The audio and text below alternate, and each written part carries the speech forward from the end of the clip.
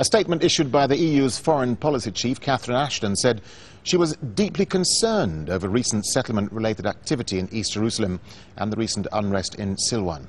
It stressed that the European Union has never recognized the annexation of East Jerusalem, reminding Israel that settlements and the demolition of homes are illegal under international law. They constitute an obstacle to peace and threaten to make a two-state solution impossible. Sherine Tadros visited those families whose homes are threatened by Israel's demolition plans. The latest battlefield in the fight for land being waged on Palestinian residents of East Jerusalem. Weeks of sporadic clashes in Silwan between police and Palestinians are becoming more intense.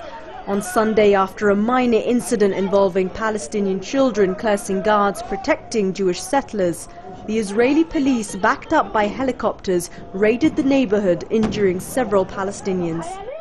Ahmed and his 8-month pregnant wife were inside their home next door to a settler house when the police suddenly attacked.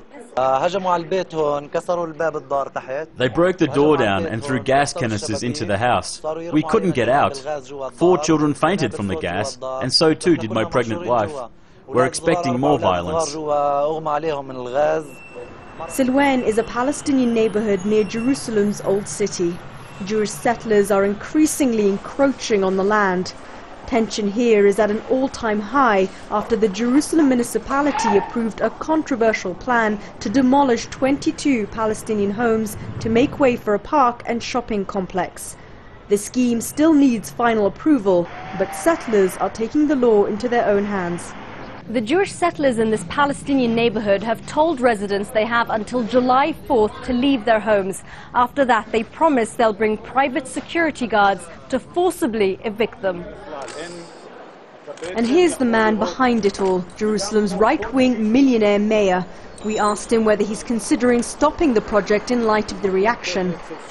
The Silwan plan is for the benefit of the residents of Silwan, and indeed that is what we put in the table. It is brought to the government, and the government likes the plan.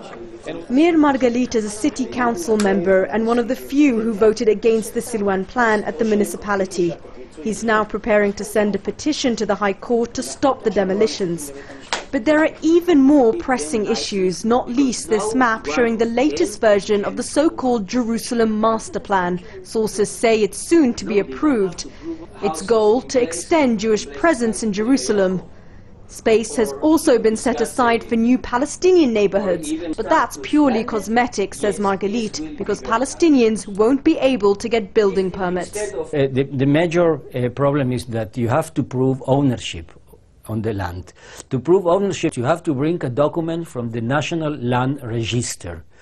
99% of the Palestinians in East Jerusalem, like in the West Bank, they don't have documents from the National Land Register.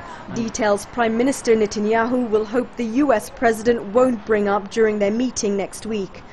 Israel's continued illegal building is set to top the agenda. The US wants a halt to settlements and work to begin toward creating a Palestinian state. But events on the ground show Israel has other plans. Sherine Tadros, Al Jazeera, occupied East Jerusalem.